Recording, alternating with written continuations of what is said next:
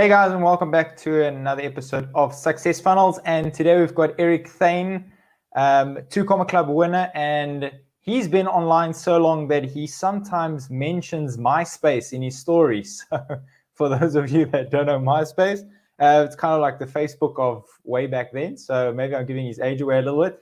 But a lighting and filmmaker expert, and someone whose story I really enjoy just in terms of the niche he's been in. And I hope he isn't judging my lighting. But we just like to welcome Eric, and we want to share something that he believes online entrepreneurs should stop doing in order to grow their business to the next level. Well, I guess first of all, I'll say I'm always judging your lighting, but it's nothing harsh, okay? So one thing that as an entrepreneur should stop doing, I would probably say that entrepreneurs need to stop overthinking things. And the reason I bring this up actually is because it's a real problem that I have. I don't like everybody's brains work differently. Like we're all wired a little bit differently. And so this is just kind of the way my brain is wired. But like I have a tendency to want to overthink everything. And that means just like really think through things. And if you guys are listening, like how many of you guys are like that, like me, where you just like you want to be able to think through the entire path and like, okay, here's what I'm gonna do, and then this is the struggle that might happen, and this might happen, and I'll do it this way, and this is how I'll fix it. And we want to like get like all figured out before we take action. And it's one of the biggest things that I think hinders entrepreneurs. And I know from personal experience, I'm talking about this like because it's me, like that's my struggle. And so I think it's a big thing that has hindered me in the past, and that I've had to become aware of and understand that like I really need to understand how to take action. You've probably heard the term MIA, massive imperfect action, right? That's the best thing that you can do to learn and to grow, because if you spend too much time thinking of it, you're really just like taking this bias that you have in your head and just assuming that this is the way things are going to go, when in reality, you don't know the future. You don't know what's going to happen. And the best thing you can do is just start taking action, and you will find out whether something is going to work or not going to work. Sometimes we'll spend so much time like worrying about, is this going to work or is it not going to work? When in reality, if you just do it, you can find out a lot faster rather than wasting all the time worrying about it and then ultimately probably being wrong down the road. Yeah, you exactly covered that. Whatever you think is going to happen doesn't happen. So sometimes. Yeah, beautiful. So I think it was actually Steve Larsen that just said, just focus on the next step. There's nothing focusing into the distance, it's there, but you can't see the dots connecting yet because those dots aren't there yet, So just exactly that. So, your story is, you've been online for, since you were 13 years old, and, just experimenting and trying different things. So you've adopted this kind of online business a lot earlier than most people. You've tried a few things before succeeding. So what was that path of overnight success? Well, what was that like? Yeah. They call it like overnight success, years in the making, right? Yeah. People say like, oh wow, like you made $1 million in a few years, like that's amazing, that's incredible. But like I've been an entrepreneur since I was 13 years old. And I've probably been entrepreneurial since before that, but like that was when I think I can remember starting my first business. And I started a business making graphic designs for screamo bands on MySpace. So if you guys remember MySpace, like there was a lot of musicians on there, and musicians had profiles of like, where they would share their music and that kind of stuff. And so they needed like graphics and like t-shirt designs and stuff to put on their profiles. And so I would reach out to these bands online, and I would talk to them and say, hey, like I can make a design for you. Here's some stuff that I've done in the past. Do you want me to? And then they would send me like $20 over PayPal. Okay. And so for me being 13 years old and like literally working with clients across the world, paying money over the internet, that was like a brand new thing. Like that was insane. And I don't think I realized being 13 years old, like how powerful that was. Yeah. The fact that I could like do business over the internet with people that I've never met, like all over the world. Yeah, and at 13 years old. And so I guess that was kind of like my first foray into online sales and understanding that sales. I didn't really like get the impact of that and like understand how powerful that was until many, many years later when I'd grown up and I like actually starting real businesses, let's say. But for a long time I did graphic design, and I would build websites, and I did iPhone development. I did music production, started recording studios, and then started a filmmaking production company, and went through a lot of different things. And then that was ultimately what eventually led me into doing what I do now, which is online courses and training programs for filmmakers and helping creators and entrepreneurs grow their businesses using that. So the one thing that fascinates me is your niche. It's very specific, and at one point I remember hearing about you saying that you blamed your market as one, said, there's no money in this market. And I think a lot of entrepreneurs go through that phase where they're kind of starting their business and they're blaming the customer for not buying it, instead of, it might be their first offer, or they're not trying enough things. Alex Hormozy is the one that said, listen, put out 100 offers. At one point, one of your offers is going to resonate, but there's no point putting out one and just praying and hoping that someone's going to come along. I think the interesting thing is that your niche was so specific, and yet you still were able to make such a success out of such a specific niche. Yeah, so it's really interesting that you asked that, because my mindset was there for a long time. Like, I had these really bad limiting beliefs that, like, because the niche is filmmakers, right? Artists, creators, and like there's this like stigma with artists and creators that they don't have money, and that they're not, that they're poor, right? And so I bought into that hard. Like, I believed it. They're like, oh, my market's poor. And the thing is, like, if you believe that about your market, then it's probably going to become true, okay, for you. And it's like so much of like life and reality, it just is based on like how we choose to believe things. And so that was what I believed. And for a long time, like, I struggled to sell to them, and I believed that my market was small, and that there weren't a lot of buyers, and there wasn't a lot of money in it. And so for quite a few years, for 3 years, it took us 3.5 years to make our first $1 million, which, by the way, I don't have, I'm grateful for that. You just, as an entrepreneur, it's like you always want to do everything faster and like get to the next level. And you always hear the stories of people that, like, so-and-so started a business and got his 2 Comic Award in 2 weeks or whatever, stuff like that. 48 hours. Yeah. 48 hours. Yeah. You hear those and you're like, oh, why can't that be me?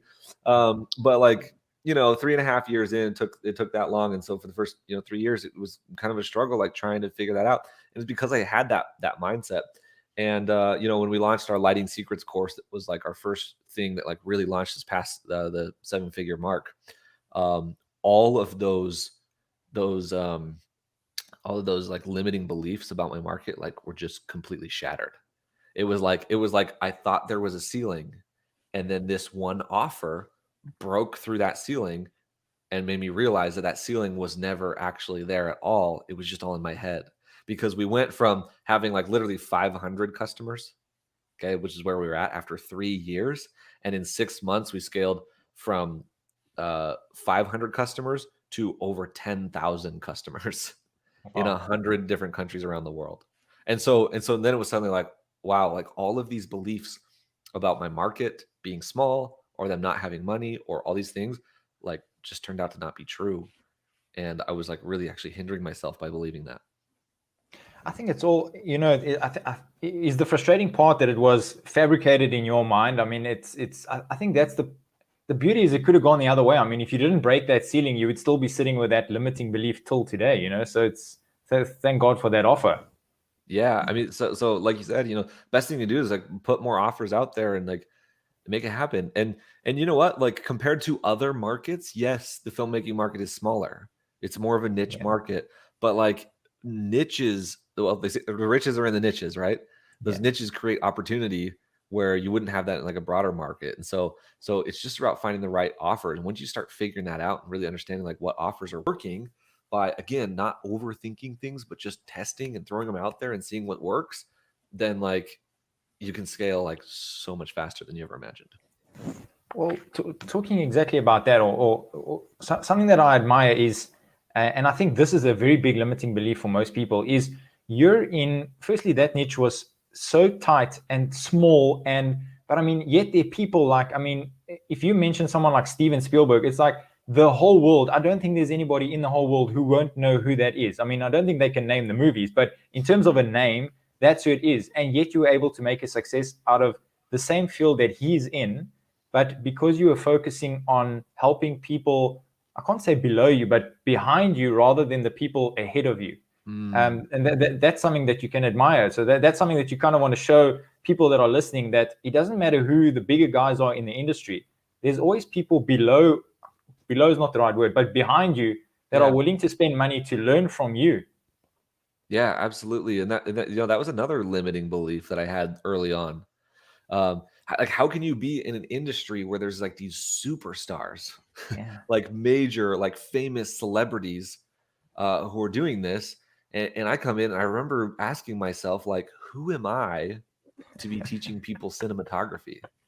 Well, in a world where people like Roger Deakins and Steven Spielberg and David Fincher and like all these like amazing artistic talents, where they exist, like, who am I to be teaching people this? And over time I learned a couple of things. Number one that I learned is that, well, these other guys, these like A-list superstar directors and DPs in Hollywood, first of all, they're not doing it. Okay, so they've got other things going on. They're not, they're not spending their time teaching people. And so there actually was like a lack of resources in the marketplace for filmmakers to learn. This was a big part of the reason why I started the business, was because most of the information out there was like on blogs and stuff. And what they were publishing, I thought, was actually damaging to filmmakers. And it wasn't good content. And so I started realizing that. I was like, I really need to like get into this. But then of course I thought, like, well, who am I to do it? When you're living in a world with like all these amazing people. So first of all, they're not doing it. And second of all, it's exactly what you just said, is that, I'm not trying to help people that are ahead of me per se, that are like already at that level or already getting the results that I'm getting or that I've gotten in the past. I'm here to help people that have not. And so a lot of people we work with are beginner filmmakers. And my personal experience, my personal personality, my way of teaching things is going to resonate with a certain crowd of people, a certain group of people that they just like it from me. In fact, they will enjoy hearing it from me more than they would from Steven Spielberg, right? Because my approach is a little bit different. How I do it is a little bit more entrepreneurial. I focus on certain things more so than maybe somebody like Steven Spielberg would, okay, to use him as an example. And so, if you're in this world and you're worried about that, like, who am I to do this? The reality is that, like, I always say that like competition doesn't exist except in your mind.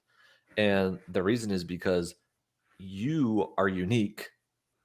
Okay. And this is starting to sound like a motivational speech, but like, you are unique, and that uniqueness is only going to attract people who are attracted to that uniqueness. And therefore, like, you should never have competition because you are you and nobody can replicate you. And so you're always going to bring in the people that are ready and willing to listen to you. And you're going to be the person that they want to get it from. I think it's also relatability. Not everyone's going to relate. Firstly, I think Steven Spielberg's he's got enough money that he doesn't have to worry about anything ever again. But other than that, it's about the relatability. It's the same as even with our industry. It's, not everyone's going to relate with Russell Brunson. Not everyone's going to relate with you. Not everyone's going to relate with me. And I think that's what makes it so awesome in terms of, attracting customers.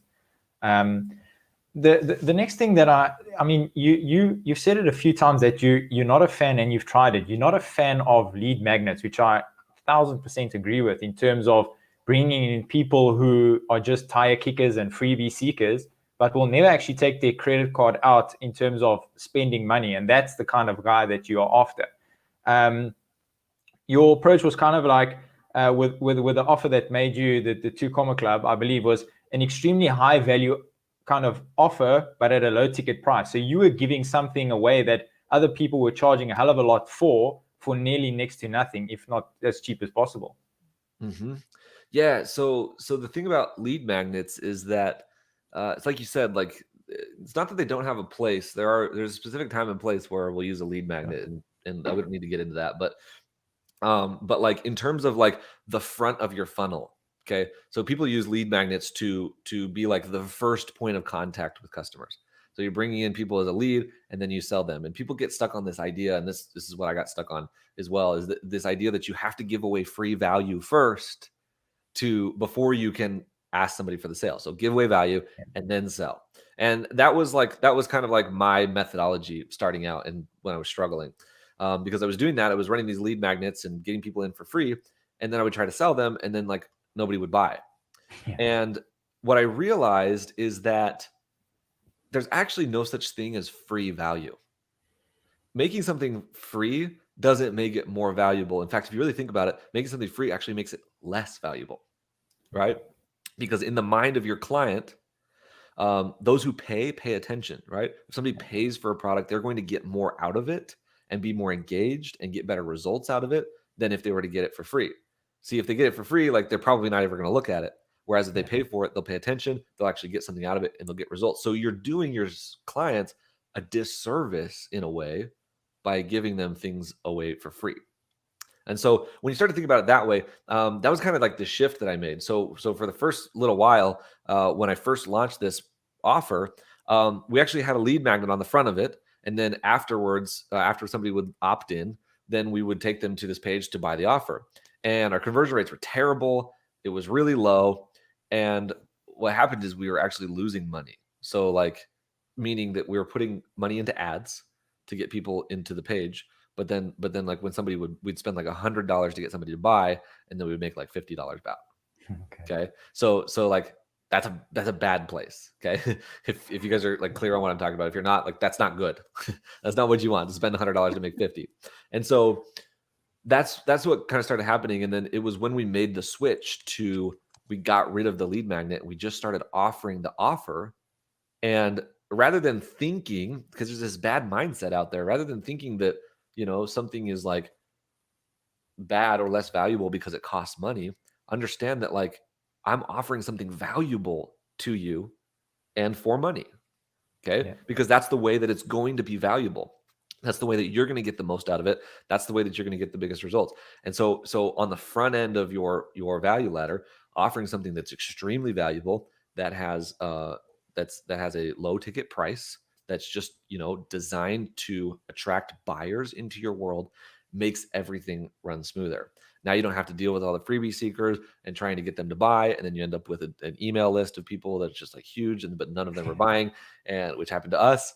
And now our email list is like all buyers, and we have tens of thousands of people on that email list, and all of them are people that have bought something from us again. So everything runs so much smoother.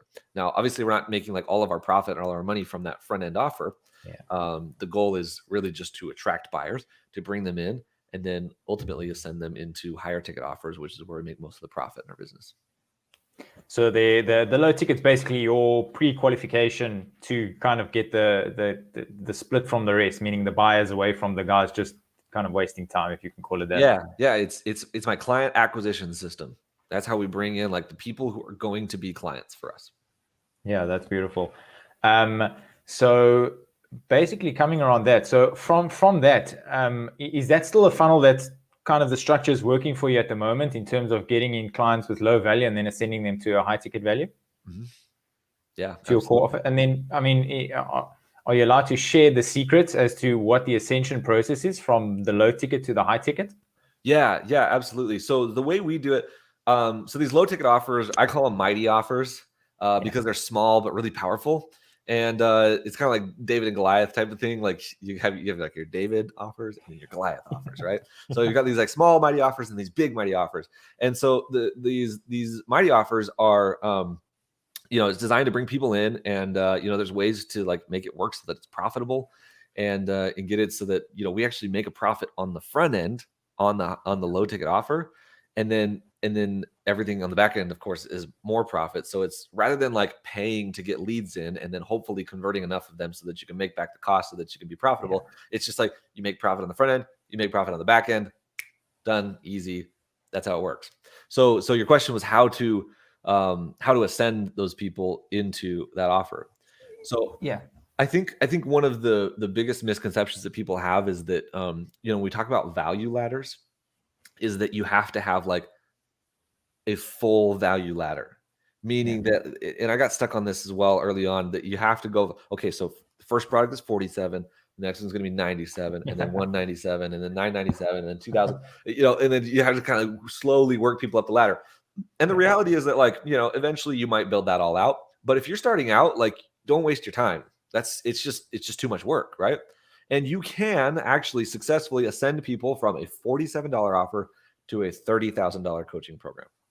Okay. Because within the people that buy that $47 offer, you've got premium buyers in there. There are people that are like ready to go. You just have to make them that offer.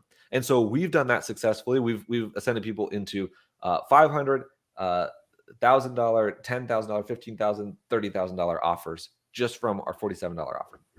And so you can do that. There's a lot of ways that we do that, but basically I just kind of look at it as two parts of the business. So the one funnel is the low ticket, the mighty offer funnel is my client acquisition system. That's where I'm always bringing people in. And then we use emails and retargeting ads, and we put stuff inside the membership sites. We do special trainings and things like that to try and ascend people immediately into our higher ticket offers. But like, you know, some people will, but then most people won't. And so then ultimately what we do is we're building a list, but not of leads, but of buyers. We're building that list, and then now I'm engaging that list. I might do a virtual event. I might build like a phone funnel and like book, you know, do applications and book phone calls. I might do like just this morning, I finished up a masterclass, again, selling that high ticket to the people who have already bought something from us. And so when you have it set up that way, like you're working with buyers, those buyers are far more likely to buy from you again than somebody who hasn't paid you. And so it just kind of makes everything work seamlessly. Yeah, I love that. I think it's a false belief that also in terms of if a buyer buys a $47 product, it's not necessarily to say that he's not going to spend $30,000, $40,000, $50,000 with you at the end of the day. So it's just a nice way to get them in. In terms of, I mean, this whole strategy and coming back to the niche that you've chosen, how did you avoid the shiny objects? Because I'm sure you went through it as well in those 3 years that you were looking to kind of break through and tweak and try and test. How did you avoid the shiny objects? Because obviously you were on a path that was struggling and you were doubting your niche at the same time. I didn't really do a good job of that. And that was probably part of the reason why we struggled. Because we did, like, you know, we jumped from funnel to funnel to funnel, like trying all sorts of different things. And the funny thing is, like, some of those funnels would work and then we would still go on to something else. And like, isn't it funny that like we do that as entrepreneurs? We're like, you know, you find something that works, like, okay, that works. Now what else can I do? You try and break it. We just have this like internal thing where we have to be solving problems and solving new problems and trying things. And the reality is that like the thing that's going to make you successful is just being consistent at one thing. Usually is the thing. So we jumped around a lot. And that was why, you know, over 3 years, it took time to like figure it out and find out what that thing was. And, you know, I think a lot of people go through that process. Like you're trying to find your offer. You're trying to find the one that's going to hit, the thing that's going to take off. You're trying to like really understand your audience, find your voice, like whatever you want to call it. And so you go through that process, and we did, and then we landed on this. And then once we realized that this was working, this like low ticket to high ticket thing, then we went all in on that. Yeah. Okay. So we went all in on that offer. And when we went all in on that offer, we got that offer working, did really well. And then now we've been able to take that same system and duplicate it with more offers and even in different industries and see similar results as well. Yeah, that's awesome. I think that's the point where everybody wants to get to, is to understand that they've got a system that can be plugged into different niches, different offers, different different industries. So interesting question coming to lighting. Does lighting of images or video affect conversion rates on a funnel at all? Oh, that's a good question. So here's what I would say. What is okay? I don't know. Do you know Myron Golden? Myron Golden is one of my friends and a mentor of mine, and some of you guys listening might know him. Myron's awesome, and Myron said something once that just like I think answers this question perfectly. And he says that anything that creates this. So somebody asked him once, does having big muscles make you more money? Okay, Myron works out. He's like fit, right? Having big muscles make you more money. And it was this was kind of funny, but what he says that anything that produces a net positive anything that produces a net positive perception of you is going to help. right?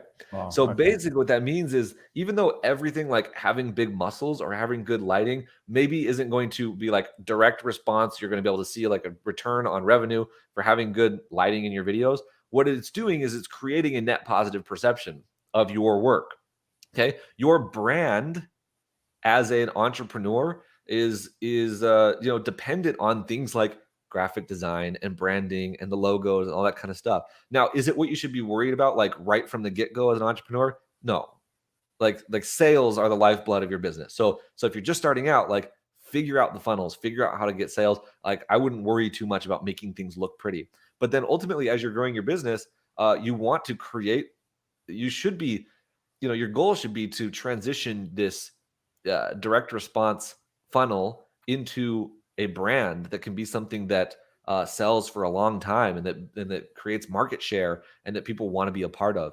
And so over time, creating, uh, improving the quality of your videos, improving the quality of your Facebook lives, the quality of your courses, making them look nicer and everything like that is just going to, again, create that net positive perception of you, which ultimately is going to make you more newsworthy, more noteworthy, and people are going to talk about it and just overall be more satisfied with you and your products. Well, I see the net positive return on his new car he got this week is going to be great. I saw that. So yeah, hopefully the next time you come on, I'll have a better background for you and lighting. So that'll be a net positive return on that. So There you go. an interesting thing that I heard you say was that you became a better filmmaker after you started teaching it to other people. Now, is that something that, I mean, is that when you start becoming an expert, is when you have the skill set to start coaching other people and bringing them through this framework that, because quite frankly, some people get to a point where they don't really know that they've got systems and frameworks in place until they have to start teaching someone else. And then they realize, well, subconsciously they've created this mind map that they work through each client, whether it's, onboarding, sales, lead generation. What's your view on that? Yeah, absolutely. I mean, I think with anything, teaching is the best way to really learn a subject because it requires your brain to kind of flip things around and look at it differently and like really like systematize the process. Like, how would I teach this to somebody else? Which requires you to understand the subject matter even more deeply. Yeah. So everybody who does anything has a framework for how they do it or a system for how they do it. You may not realize it yet. I think it's Steve Larson that says frameworks are not created, they're captured, which I agree with 100%. Like you capture frameworks. And so, this is something that we teach our clients when they're getting started in their businesses. They're like, well, I don't do anything unique. I do the same thing that somebody else does. And I have to teach them that, like, no, like you do it differently than anybody else. Like you've got your own method, your own formula. You just haven't really thought about it that way. And so when you dig in, you start to think like, oh yeah, I do this and I do this and then this and this and this. And you start to like build that into a framework. What it does is, first of all, it separates you from all of your competition. So now you don't have competition, right? Because it's a completely new method. But it also, requires you to think deeply about how you do what you do. And that's why you become a lot better at it because you build that framework. And then what you do is you start following your own framework and then you're able to like free up brain space to focus on other things. And then it just makes you better and better at what you do. So as a filmmaker, I started to like capture that framework and start to realize like, oh, here's the things that I do every single time I go on set. And so I turned it into a framework so that I don't have to think about it anymore. I just kind of follow the framework and then I do it. And then now my brain space is freed up to focus on more important, higher level things. Yeah. And I think what's beautiful about that is that system is now worth something to someone else, which is, something that it just took you some time to actually sit down and draw it out and kind of just move it on to the next person. So, yeah. So wrapping up, where can people get a hold of you if they want to learn more, interact, visit your sites? Yeah, absolutely. So I'll give you a few different options. If you happen to be a filmmaker, you can check out what we're doing with filmmakers at cinemamastery.com.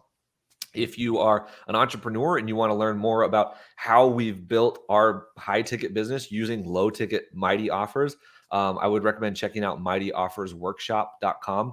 That is our mighty offer for mighty offers. Okay. It's kind of like kind of meta. But the idea is like that workshop is $47. It will teach you the entire process, exactly like how to create a mighty offer like this, how to ascend people into your high ticket programs, how to make it profitable, how to run ads to it, the whole kit and caboodle. So that's where I would start.